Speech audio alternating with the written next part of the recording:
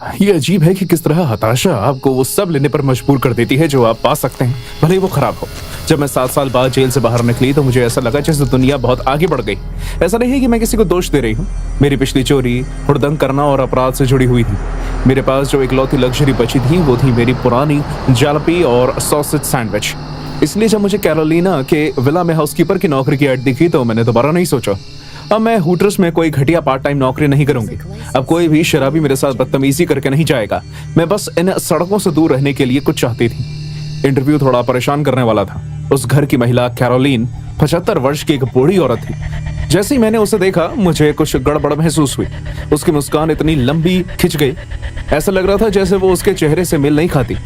उसकी आंखें चारों ओर मंडरा रही थी, फड़फड़ाती और घबराई हुई। पर बिना किसी चेतावनी के उसने एक धीमी डरावनी हंसी निकाली जिससे मेरे रोंगटे खड़े हो गए। मैंने उसके होठों को हिलते हुए और खुद से फुसफुसाते हुए देखा। इतनी धीरे कि समझ पाना मुश्किल था। मेरा मन अंदर से चिल्ला चिल्ला कर मुझसे कह रहा था कि मैं भाग जाऊं, लेकिन मैं नहीं कर सकती थी। यहाँ काम करने के लिए ज्यादा कुछ नहीं है, सिर्फ सफाई और मेरे बेटे जूडस की देखभाल में मदद। उसने अपनी आंखें बड़ी करके कहा। वो भी आराम कर रहा है। मेरी बेटी डालिया, उसे अपने आप में रहना पसंद है। कैरोलिन की हंसी ने पूरे कमरे में गूंज पैदा कर दी, जिसे सुनकर मैं एक पल के लिए डर गई। डालिया बहुत ही अच्छी लड़की है, हालांकि शांत रहती है। उसे ज्यादा बात करना नहीं पसंद, बस देखती रहती है। इतनी अजीब वाइब्स मिलने के बावजूद मैंने नौकरी ली। आखिर में और क्या करती, हमेशा के लिए अपनी गाड़ी में सोती। मैंने अपना कुछ सामान बांधा और अगले ही दिन उस विला में चली गई। वो घर बहुत बड़ा था, लेकिन आलीशान और शानदार नहीं जैसा कि आप सोच रहे होंगे। नहीं, वो काफी अंधेरे भरा था। बासी और हर कोने को देखकर ऐसा महसूस हो रहा था जैसे कोई आपके ऊपर कूद पड़ेगा। कैरोलिन ने मुझे छत पर मेरा कमरा दिखाया। तुम कल से काम शुरू कर देना, कैरोलिन ने अजीब ढंग से मुस्कुराते हुए कहा। यहाँ सिर्फ एक ही नियम है, आधी रात के बाद अपने कमरे से बिल्कुल बाहर मत निकलना, ओके? वो जाते जाते छत का दरवाजा जोर से बंद करके चली गई और मैं एक उजड़े हुए कमरे में अकेली रह गई। बाहर जब मैं बिस्तर पर लेटी तो शब्द मेरे दिमाग में बैठ गए। मैं ठीक से नहीं सोई। पुरानी खिड़कियों से टकराने वाली हवा की आवाज नीचे से फुसफुसाहट की हल्की गूंज के साथ मिलकर मुझे परेशान कर रही थी। सुबह तक मुझे पहले से ही अपने फैसले पर पछतावा होने लगा। सब कुछ नजरअंदाज करके मैंने सफाई करनी शुरू की। घर तबाही की कगार पर था। कैरोलिन और डालिया ऐसे रहते थे जैसे उन्हें कोई काम ना आता हो। गंदगी छत को छूने लगी थी। हर जगह गंदे तौलिए, पुराने खाने के सने बर्तन, बाथरूम तो बहुत ही बुरी हालत में था। लेकिन मेरे लिए सबसे ज्यादा परेशान कर देने वाली चीज जूडस का कमरा था। वो कोमा में था, ऐसा कैरोलिना ने कहा था। इसलिए जब मैं उसके कमरे में गई तो मुझे उम्मीद नहीं थी कि ब्लीच की बदबू मेरी नाक जला देगी। उसके कमरे में एक भी दाग नहीं था, बिल्कुल एक हॉस्पिटल के कमरे की तरह, लेकिन हवा में केमिकल की बहुत तेज बदबू थी। जूडस बिना हिले डुले बिस्तर पर लेटा हुआ था, फीके और बीमार शरीर के साथ। एक पल के लिए मुझे ऐसा लगा कि वो सांस भी नहीं ले रहा, लेकिन साथ में लगी मशीन से मैं सुनिश्चित हुई। जब तक रात हुई मैं बुरी तरह से थक गई थी और अपने बिस्तर पर लेट के ही सो गई। शायद उस वक्त रात के करीब 1 बजे होंगे। कान चीरती हुई चीख ने मुझे अपनी गहरी नींद से ऐसे जगाया कि मैं अपने बिस्तर पर उछल पड़ी। जब चीख की आवाज दोबारा आई तो मेरा दिल मेरे सीने से बाहर आ गया। वो आवाज बहुत तेज और घबराहट भरी थी। बिना एक भी बार सोचे मैंने अपना हाथ में टॉर्च पकड़ी और नीचे उतर गई। मेरे पैर जूडस के कमरे के बाहर आकर रुक गए। दरवाजा थोड़ा सा खुला हुआ था और उसका बिस्तर खाली था। हार्ट मॉनिटर करने वाली मशीन बंद पड़ी थी। चादर मुड़ी हुई थी, लेकिन जूडस का कोई नामो निशान नहीं था। मेरी सांसें मेरे गले में ही रुक गई। क्या ऐसे हो सकता है कि वो उठ गया हो? क्या कोई इस तरह कोमा से उठ सकता है? बेसमेंट से एक धीमी मंत्रों के उच्चारणों की आवाज सुनाई देने लगी। मेरे पैर अपने आप आगे बढ़े और मुझे उस आवाज की ओर ले जाने लगे। मुझे उस वक्त मुड़ जाना चाहिए था। मुझे उस घर से भाग जाना चाहिए था और कभी मुड़कर वापस नहीं देखना चाहिए था, लेकिन मैं ऐसा नहीं कर पाई। मेरे पैरों का अपने आप दिमाग बन गया था। मैं सीढ़ियों से नीचे उतरी। हर कदम के साथ मेरी गति धीरे होती गई और आखिरकार सीढ़ियां खत्म हो गई। दरवाजा अध खुला था और अंदर से नारंगी रंग की रोशनी टिमटिमा रही थी। अंदर के दृश्य ने मुझे सदमे में डाल दिया।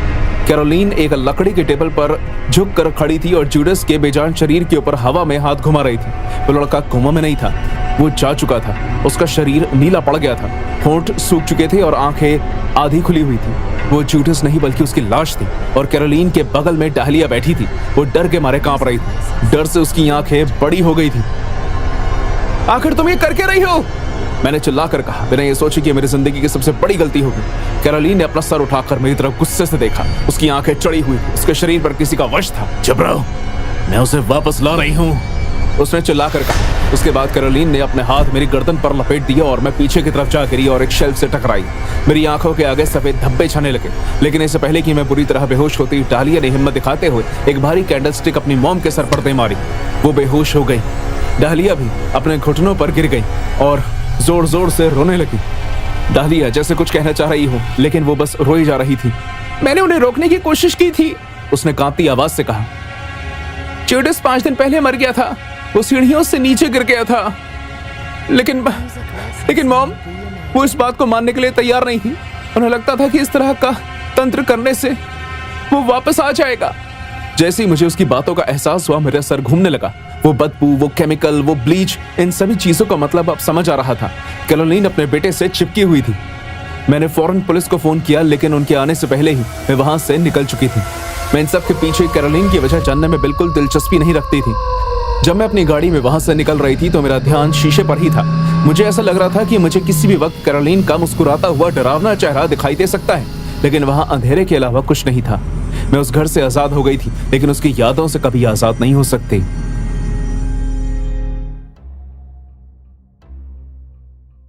मैं विटलॉक एंड एसोसिएट्स में अपनी नई नौकरी शुरू करने के लिए तैयार थी। ये शहर की एक पुरानी ईंट की अनोखी इमारत में बनी हुई अकाउंटिंग फर्म थी। उस ऑफिस में एक पुराना आकर्षण था।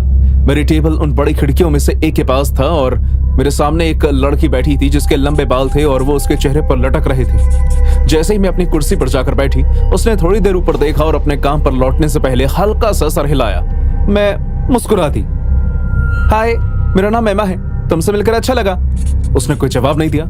उसका पेन काफी गुस्से से किताब पर चल रहा था। खरोंच की आवाज परेशान कर देने वाली थी। वो काफी अग्रेसिव लग रही थी, लेकिन मैंने इस बात को जाने दिया, ये सोचकर कि शायद वो किसी बहुत जरूरी काम में व्यस्त थी। जैसे ही दिन बीतता गया, मैं उसके गहरे ध्यान को नोटिस किए बिना नहीं रह पाई। पन्ने तेजी से भर गए और एक में बेहतरीन लिखावट के साथ कुछ भरा हुआ था। मेरे अंदर जिज्ञासा की लहर दौड़ गई। एक बार को तो मैंने ये भी देखने की कोशिश की कि वो क्या लिख रही है, लेकिन उसने फौरन पन्ने पर अपना हाथ मार दिया। आंखें अभी भी उसके बालों के पीछे छुपी हुई थी। लंच ब्रेक के वक्त मैं कुछ लोगों के साथ ब्रेक रूम चली गई और लिली के साथ स्मोक करने लगी। तो वो जो लड़की मेरे सामने बैठती है, क्या वो कभी लंच ब्रेक में तुम्हारे साथ नहीं आती? उसने कंफ्यूज होकर मुझे देखा। तुम किसकी बात कर रही हो? वही लड़की जिसके लंबे काले बाल हैं और वो हमेशा अपने नोटपैड पर कुछ लिखती रहती है। वो घबराकर हंसने लगी। शायद ऊपर वाले फ्लोर से कोई ऑडिटर होगी। वो किसी से ज्यादा बात नहीं करते। जब मैं अपनी सीट पर वापस गई तो वो तब भी वहीं थी, अपने पेन को नोटपैड पर खरोच रही।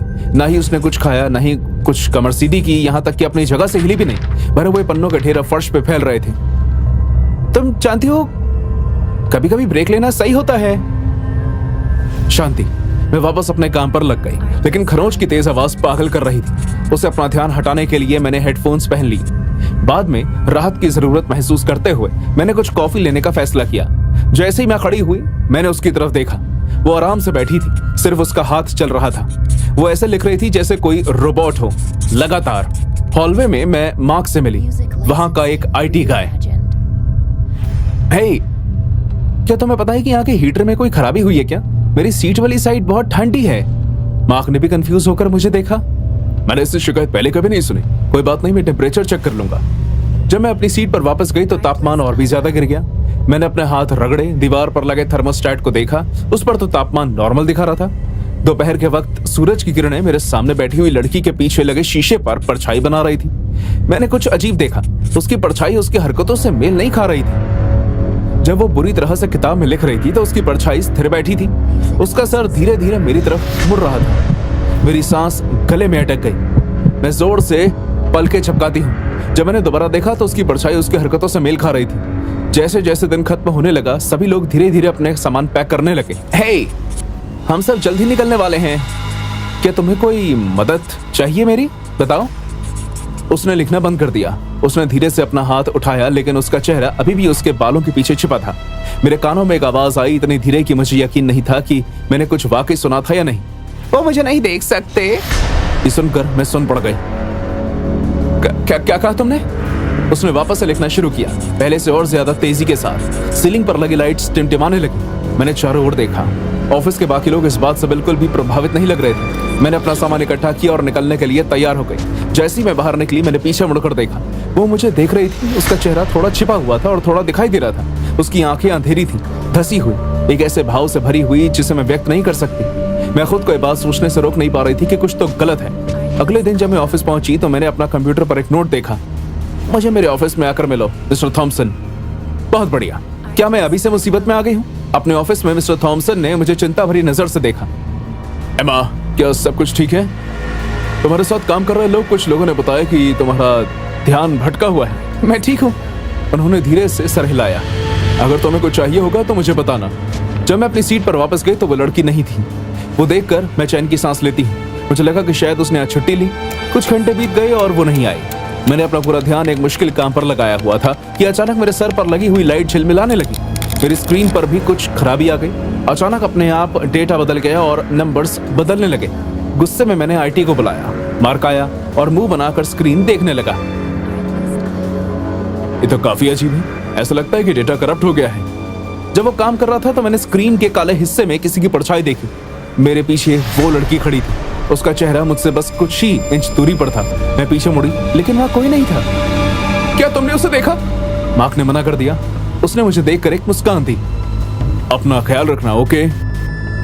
दोपहर तक ऑफिस लगभग खाली हो चुका था। मैंने जांच करने का फैसला किया। मैं उसके डेस्क पर गई। उसका नोटपैड वहीं रखा था। पन्ने उसकी लिखावट से ढके थे। पहले तो मैं झिझकी और फिर मैंने उसे उठा लिया। उन पन्नों पर बार बार एक ही चीज लिखी हुई थी। ये देखकर मैं घबरा गई। वो नहीं देखते, वो नहीं देखते। अचानक ठंड ने मुझे घेर लिया। तुम मुझे देख सकती हो। मैं झटके से पीछे मुड़ा। वो ठीक मेरे सामने खड़ी थी। आज उसके बालों ने उसका चेहरा नहीं ढका था। उसकी त्वचा फीकी पड़ चुकी थी, लगभग पारदर्शी, आंखें खोखली और निराशा से भरी हुई। मैं तुम्हारी तरह थी, नई, उतावली। फिर क्या हुआ? उसकी आंखों से आंसू बहने लगे। उन्होंने मुझे बहुत परेशान किया। उन्हें दिखाई नहीं दिया। कमरे में अंधेरा छा गया। ऑफिस की लाइट्स टूट गई और कमरा अंधेरे में डूब गया। मैं पीछे हटी और एक कुर्सी से लड़खड़ा गई। जब मैंने वापस ऊपर देखा तो वो गायब हो चुकी थी। इमरजेंसी लाइट्स चल गई थी। मैं हिल नहीं पा रही थी। कुछ दिनों बाद छुट्टियों से लौटने पर मैं अपना सामान लेने वापस आई। मैं वहां अब और नहीं रह सकती थी। जब मैं अपना सामान पैक कर रही थी तो मुझे अपने डेस्क पर एक छोटा एनवलप दिखाई दिया। उसके अंदर एक तस्वीर थी। उस तस्वीर में एक महिला ऑफिस पार्टी में मुस्कुरा रही थी और उसके आसपास कुछ लोग खड़े थे। उस तस्वीर के पीछे एक नाम था, हेलन ब्रुक्स। मैं मिस्टर थॉमसन के पास गई। मिस्टर थॉमसन, हेलन ब्रुक्स के साथ क्या हुआ था?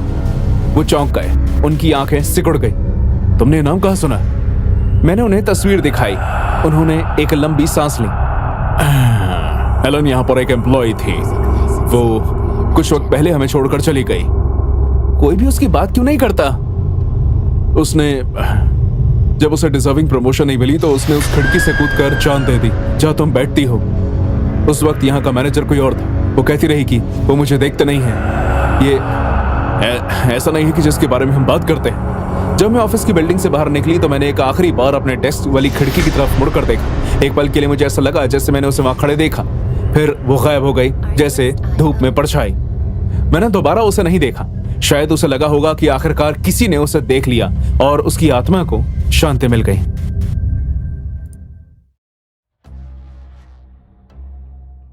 इस पूरे समय हताशा मेरे साथ रही और मैं कुछ और करने के बारे में नहीं सोच पाई। जब मेरी नजर एक सेक्रेटरी की ऐड पर पड़ी तो मैंने उस नौकरी को लेने का फैसला किया। ये एक बहुत ही नॉर्मल ऐड थी। एक बुजुर्ग औरत को कई तरह से काम के लिए एक सेक्रेटरी की जरूरत थी, जो सुनने में बहुत ही आम लग रहा था। लेकिन उस वक्त मैंने अपने जीवन को एक आम काम से शुरू करने का फैसला किया। उस बुजुर्ग औरत का नाम मिसेस थॉर्न था। उन्होंने फौरन मेरी बात का जवाब दिया और मुझे काम के पहले दिन के लिए अपने घर आने को कहा। उनका पता ढूंढते ढूंढते मैं बाहर इलाके में एक बहुत ही बड़े पुराने घर के पास आकर रुक गई। इस घर में एक डरावना आकर्षण था, लेकिन मैंने अपने अंदर चल रही असहज भावना पर ध्यान देने से इनकार कर दिया।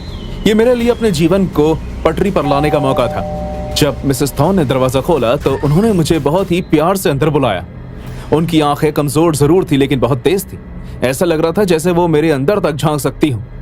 क्या काम शुरू करने से पहले तुम एक चाय पियोगी? उसने मुझसे पूछा। उसकी आवाज मेरे पैरों के नीचे चरमराते फ्लोरबोर्ड की तरह थी। और अपना अच्छा इंप्रेशन बनाने के लिए मैं राजी हो गई। मुझे चाय का कड़वा स्वाद याद है, वो गर्म भी थी और थोड़ी थोड़ी ठंडी भी। जैसे ही मैंने चाय पीना जारी रखा, मेरी आंखों के आगे धुंधलापन छाने लगा, मेरा शरीर कांपने लगा और आखिर में मुझे सिर्फ मिसेस थॉर्न की शैतानी मुस्कान याद है। जब मेरी आंखें खुली और मुझे होश आया तो मुझे एहसास हुआ कि मैं एक बासी मंद रोशनी वाले तहखाने में हूँ, जहां मेरे हाथों को एक जंजीर से बांध दिया गया है। अंदर की हवा बर्फीली और नम थी। किसी दूसरे कमरे में दूर से पानी की बूंद के गूंजने की आवाज के अलावा और कुछ सुनाई नहीं दे रहा था। जब मैं जंजीरों के खिलाफ जोर लगाने लगी तो घबराहट मुझ पर हावी हो गई, लेकिन जंजीर 1 इंच भी नहीं हिली। फिर मिसेस थॉर्न सामने नजर आई। वो सीढ़ियों के ऊपर खड़ी थी और धीरे धीरे नीचे आ रही थी। वो बहुत ही लंबी मुस्कान लेकर मेरी ही तरफ आ रही थी। तुम्हारा फिर से स्वागत है मेरी जान, उसने बहुत शांत आवाज में कहा। क्या क्या है ये सब? मुझे इस तरह तुम्हें काम खत्म करना है। उसने मुझे कुछ औजार और लकड़ी के कुछ बोर्ड दिए। अपनी ताबूत बनाओ, उसने आदेश दिया। मेरी आंखें डर के मारे खुली की खुली रह गई। मैं मदद के लिए चिल्लाने लगी, क्या तुम पागल हो? मुझे जाने दो अभी के अभी। लेकिन मिसेस थॉर्न सिर्फ हंसने लगी। अपनी टांग पर वो चीज देखो, उसने मेरे पैर की तरफ इशारा किया। मेरे राइट पैर पर एक अजीब उपकरण, चूड़ी जैसी चीज जुड़ी हुई थी। मैंने मिसेस थॉर्न को एक छोटा सा रिमोट निकालते फिर उस पर बने लाल बटन को दबाते हुए देखा। मेरे शरीर में बिजली दौड़ गई, मेरा शरीर अकड़ गया और मैं बहुत ही मुश्किल से खुद को रोने से रोक पाई। अब क्या तुम वो करोगी जो मैं तुमसे कहूंगी? उसने मुझसे पूछा। ऐसा कहते हुए उसकी आंखों में चमक आ गई। मैं दर्द से कांपते हुए सर हिलाकर हाँ कहती हूँ। मैं लकड़ी के बोर्ड पर हथौड़ा मारना शुरू करती हूँ और साथ ही साथ मेरा दिमाग खुद को बचाने के लिए घूम रहा था। जब मैं मजदूरी कर रही थी तो मिसेस थॉर्न ने मुझे अपने अजीब कल्पनाओं के बारे में बताया। उसने बताया कि वो एक इंसान को जिंदा दफनाना चाहती है और फिर आखिरी सांस तक उसकी चीखें सुनना चाहती है। उसकी आवाज में एक अजीब सी खुशी की लहर दौड़ रही थी और मुझे पता था कि मैं उसका पहला शिकार नहीं था, लेकिन मैंने कसम खा ली थी कि मैं आखिरी जरूर बनूंगी। मिसेस थॉर्न को मेरे अंधेरे भरे अतीत के बारे में कुछ नहीं पता था। मैंने मेक्सिको में एक गुप्त हिटमैन कंपनी के लिए काम किया था। नए सिरे से शुरुआत करने की चाहत मुझे वापस अपनी जगह ले आई थी। हालांकि मेरा काम उतना अच्छा नहीं था जितना वो कंपनी मुझे पैसा दे रही थी, लेकिन मैं वहां किए गए काम का अनुभव इस परिस्थिति से निकलने के लिए करना चाहती थी। जैसे ही मैं ताबूत को सीधा करने के लिए अपने घुटनों के पल बैठी, मेरी जीन्स के पीछे वाली जेब में रखा पेचकस मेरे पैर पर लगी चूड़ी को अपने आप ढीला करने लगा। मेरी हर एक मूवमेंट सोची समझी और प्लानिंग के साथ की जा रही थी। ये मेरे सालों के अनुशासन का फल था। मिसेस थॉर्न अपने कल्पनाओं में डूबी हुई मेरे इरादों से बेखबर थी। आखिरकार मेरे पैर की चूड़ी टूट गई। एक झटकेदार जोर के साथ मैं मिसेस थॉर्न पर हावी हो गई। मैं उन पर कूदी और उसे जमीन पर गिरा दिया। हालांकि वो पतली और नाजुक थी, लेकिन इसके बावजूद वो एक अनकही ताकत लगाते और संघर्ष करते हुए दिखाई दे रही थी। लेकिन आखिर में जीत मेरी ही हुई। मैंने उस डिवाइस को उसके हाथ पर बांध दिया और रिमोट हाथ में ले लिया। अब तुम वही करोगी जो मैं कहूंगी, मैं अहंकार से कहने लगी। उस दिन से वक्त बदल गया। मिसेस थॉर्न डर गई थी और मेरी हर आज्ञा का पालन करने के अलावा उसके पास कोई और रास्ता नहीं था। अगले 3 दिन तक मैंने उसे एक बिल लिखने के लिए मजबूर किया, जिसमें वो अपनी सारी जायदाद मेरे हवाले करने वाली थी। अगले 3 महीनों तक मैंने एक अच्छी सेक्रेटरी होने का नाटक किया। पड़ोसियों को बुजुर्ग थॉर्न की तरफ मेरा दयालु स्वभाव की आदत हो गई। मैंने इस बात का खास ख्याल रखा कि मैं हर किसी की नज़र में बुजुर्ग दादी की अच्छे से हो रही देखभाल का श्रेय ले सकूं। इन 3 महीनों तक मिसेस थॉर्न घर पर सिर्फ एक सब्जी की तरह पड़ी रही और फिर एक दिन मैंने मिसेस थॉर्न को व्हीलचेयर पर बैठाया और सीढ़ियों के करीब ले गई। वो अंत जानती थी और अपने जीवन की भीख मांग रही थी। ठंडे और भावहीन चेहरे के साथ मैंने रिमोट का बटन दबाया। मिसेस थॉर्न करंट से कांपने लगी। उनकी भारी कनपन ने व्हीलचेयर को पलटा दिया। वो सीढ़ियों से नीचे गिर गई। उसकी गर्दन एक दरार से कट गई। उसकी मौत को एक दुर्घटना करार कर दिया गया। तभी आखिरकार वकील ने मुझे फोन किया और बताया कि मिसेस थॉर्न ने अपना सब कुछ मेरे नाम कर दिया है। मैंने रोने का नाटक किया और उसे बताया कि मुझे कितना अफसोस है और वो मेरे बहुत करीब थी। मैंने अपनी मरी हुई मालकिन को सम्मान देने के लिए स्मारक और अंतिम संस्कार किए जाने की इच्छा जाहिर की। अंतिम संस्कार के समय मैंने मिसेस थॉर्न को उसी ताबूत में लटकाया जो मजबूरी में मुझसे बनवाया गया था। जैसे ही धीरे धीरे ताबूत को कब्र में डाला जाने लगा, मैं वहीं बैठकर उसे देखती रही।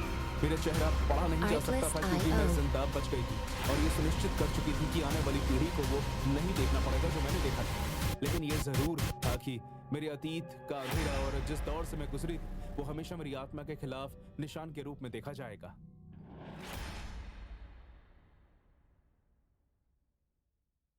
Music licensing reimagined.